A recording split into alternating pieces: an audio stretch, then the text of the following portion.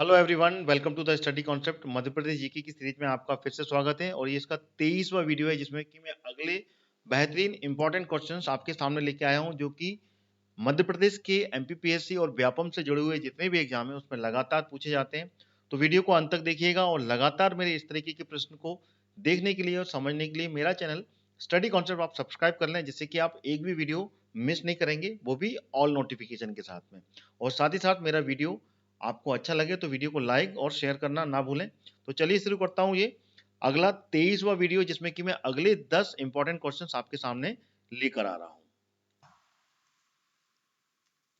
आगे शुरू करने से पहले मैं आपको बताना चाहता हूं अनअकैडमी के बारे में। Unacademy India largest learning platform, subscribe करें आप। 10% का डिस्काउंट मिलेगा आपको, मेरा रेफरल कोड यूज करेंगे प्लस में, जो कि है हरदयाल कुशवाहा।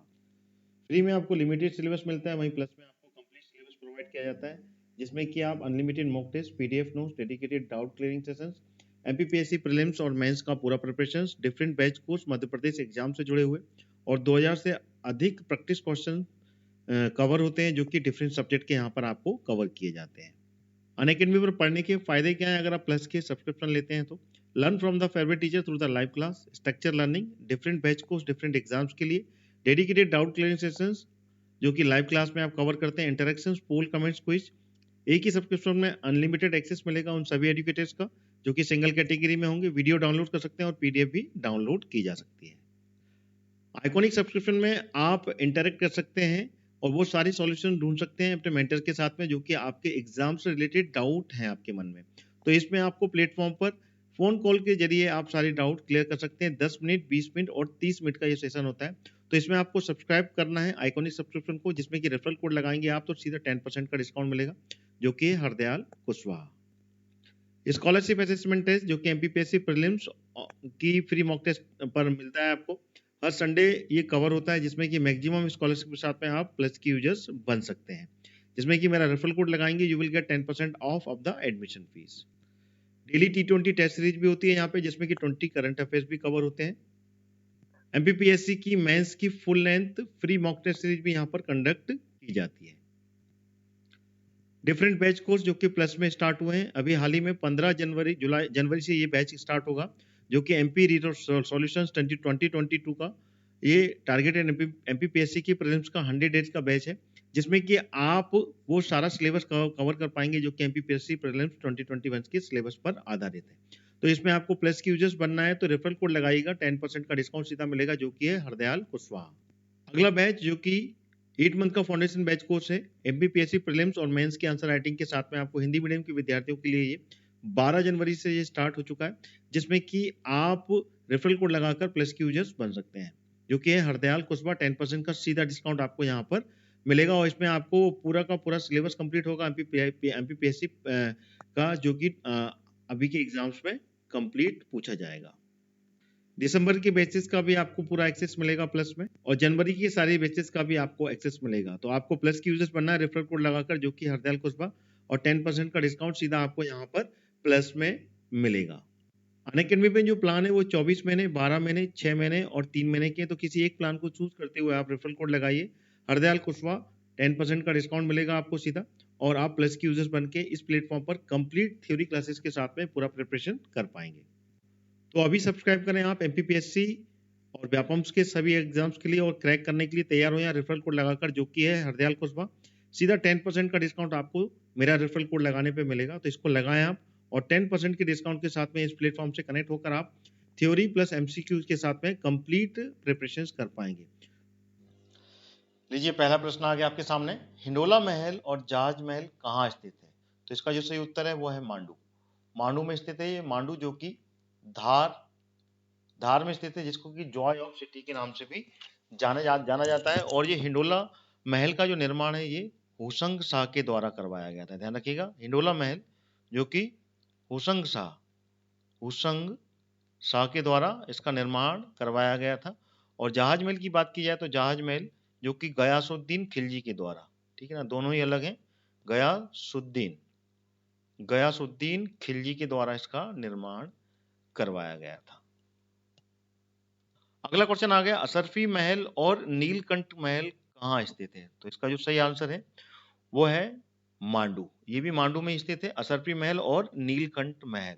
और दोनों ही जो कि अकबर, ध्यान रखिएगा, मुगल कालीन स्थापत्य कला का ये अद्भुत उदाहरण है, मुगल कालीन। ठीक है ना, जब अकबर यहाँ पर आए थे तो उनकी जो पत्नी, ठीक है ना, उनकी जो पत्नियां थी, उनकी जो रानी थी, हिंदू पत्नी, उनके लिए ये यहाँ पर ये नीलकंठ का महादेव का मंदिर भी यहाँ पर निर्माण हुआ था, और साथ ही साथ में असरफी महल का भी निर्माण यहाँ पर करवाया था। और इसका निर्माण शाह बदका खान, ध्यान रखिएगा, नाम बता रहा हूँ आपको, शाह बदका खान के ने निर्माण करवाया था, जो कि अकबर के दरबार में एक प्रमुख रूप में जाना जाते हैं। अगला क्वेश्चन आ गया आपके सामने।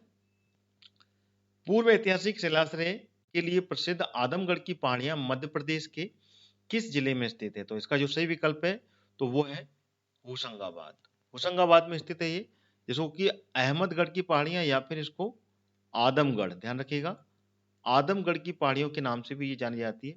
ये वही पूर्व ऐतिहासिक या प्राचीन शिलाश्रय हैं यहाँ पे कि हमें मानव कंकाल के साथ में पशु के कंकाल की भी प्राप्ति हुई है।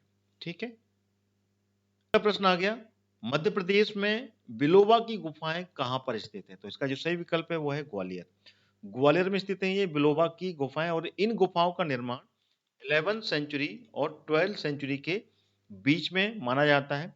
और ये सारी की सारी गुफाएं जो हैं, इसमें शिव प्रतिमाएं, यानी कि शिव यानी कि शिव धर्म, ठीक है ना, शिव को मानने वाले धर्म की प्रतिमाएं यहाँ पर स्थापित की गई, यानी कि ये पूरी की पूरी रॉक के द्वारा ही निर्मित सारी की सारी प्रतिमाएं यहाँ पर मिलती हैं, जो कि कहाँ पर है? ग्वालियर जिले में स्थित है।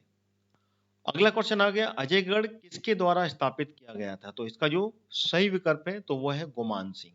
गोमान सिंह के द्वारा इस अजयगढ़ की स्थापना की गई थी, जो कि की गई थी 1765 में इस अजयगढ़ राज्य की स्थापना की गई थी। गोमान सिंह राजा कीरत सिंह, ध्यान रखिएगा, इसका नाम जरूर याद रखना, राजा कीरत सिंह, जो कि बुंदेला वंश के राजा थे, जिनका युद्ध हुआ था किसके साथ में? जो कि कलिंजर के युद्ध के लिए जाने जाते हैं, ध्यान रखिएगा, बहुत ही इंपॉर्टेंट है। कलिंजर का युद्ध जो कि शेर शाह सूरी के साथ में हुआ था, शेर शाह सूरी के साथ में हुआ था, और उसमें ही सूरी की मृत्यु हुई थी। हुक्का एक हथियार था, उसको चलाते हुए विस्फोट हो गया था, और उसी में ये एट द सेम टाइम इसकी मृत्यु हो गई थी शेर शाह सूरी की। ये हो गई है 1545 की बात बता रहा हूँ, उस समय हुआ था ये युद्ध। और उन्हीं के ये दत्तक पुत्र थे, यानी कि उनका कोई पुत्र नहीं था तो इनको गोद लिया था, ठीक है ना, दत्तक पुत्र थे। तो उनके द्वारा इस अजयगढ़ राज्य की स्थापना 1765 में की गई थी। और इन्हीं के बुंदेला के ही सबसे ज्यादा प्रतापी राजा रहे, जिनका नाम था महाराजा छत्रसाल, जिनको की समय 1649 से लेके 1731 बीच का ये गोल्डन पीरियड कहलाता है, ठीक है ना, गोल्डन पीरियड था ये उसका। और ये औरंगजेब, ध्यान रखिएगा, औरंगजेब के समकालीन थे ये, ठीक है, औरंगजेब ने ही इनको, जो छत्रसाल है, उनको महाराजा की उपाधि दी थी। अगला क्वेश्चन आ गया, पुरातत्व स्थल नाबदा टोली कहाँ पर स्थित है? तो इसका जो सही विकल्प है वो है खरगोन।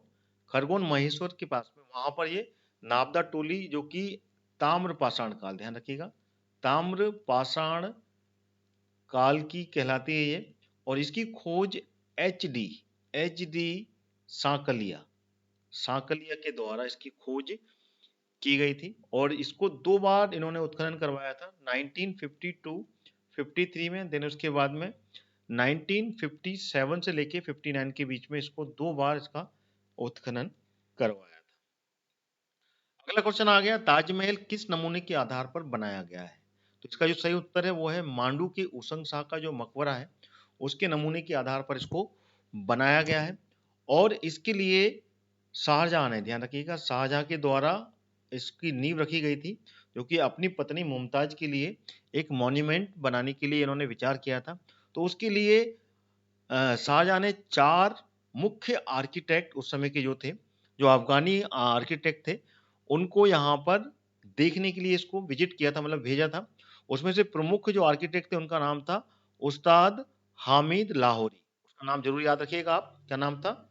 उस्ताद हामिद लाहौरी, ठीक है ना, ये थे। तो इनने मिलकर इसको विजिट किया। देन उसके बाद में हूबहू हुसैन शाह मकबरे की तरह ही निर्माण ताजमहल का करवाया गया, जो कि आगरा में स्थित है।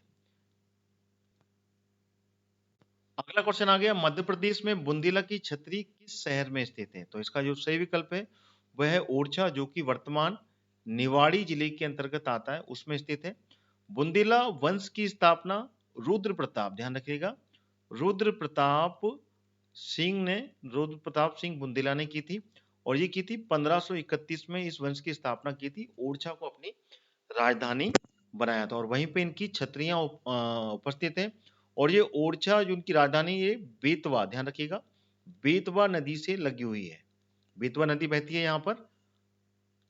अगला क्वेश्चन आ गया, चित्रकूट किस नदी के किनारे स्थित है? तो इसका जो सही उत्तर है वो है मंदाकिनी, मंदाकिनी नदी के किनारे स्थित है चित्रकूट, जो कि चित्रकूट एक तहसील है जो कि सतना, ध्यान रखिएगा, सतना जिले के अंतर्गत आती है, और साथ ही साथ इसका कुछ हिस्सा यूपी राज्य में भी आता है। अगला क्वेश्चन, और इस वीडियो का ये आखिरी 10वां प्रश्न, निम्नलिखित में से कौन सा जैन तीर्थ स्थल नहीं है? तो इसका जो सही विकल्प है वो है सांची, सांची जो कि बौद्ध तीर्थ स्थल है, ना कि जैन तीर्थ। यहाँ पे कि भगवान बौद्ध का स्तूप का निर्माण सम्राट अशोक के द्वारा 2nd और 3rd सेंचुरी के बीच में, जो कि BC है, उस समय इसका निर्माण करवाया था बौद्ध धर्म के प्रचार के लिए। बाकी के अन्य जो हैं वो जैन तीर्थ स्थल कहलाते हैं, जिसमें कि जो मुक्तागिरी है ये बैतूल में स्थित है, सभी के बारे में आपको जानकारी होना चाहिए। सोनागिरी जो कि दतिया में है, और कुंडलवन जो कि दमोह में स्थित है, इसको याद रख लेगा। All these are very important, और सभी के क्वेश्चंस बनते हैं। तो ये थे 10 प्रश्न जो कि मैंने आपके सामने मध्य प्रदेश जीके के रखे, इंपॉर्टेंट क्वेश्चंस थे विथ फुल एक्सप्लेनेशन के साथ में। वीडियो कैसा लगा कमेंट करके जरूर बताएं, और वीडियो को लाइक और शेयर करना ना भूलें, और साथ ही साथ मेरे इस तरीके के वीडियो देखने के लिए मेरे चैनल स्टडी कॉन्सेप्ट को आप सब्सक्राइब ऑल नोटिफिकेशन के साथ में कर लें। और साथ ही साथ ये वीडियो के साथ में अन्य टॉपिक पर भी मैं वीडियो लाता हूं, जैसे कि Indian geography, Indian history, current affairs. तो लगातार ये सारे प्रश्न, सारे वीडियो देखने के लिए आप मेरे चैनल के साथ में लगातार बने रहें। तो जय हिंद, जय भारत।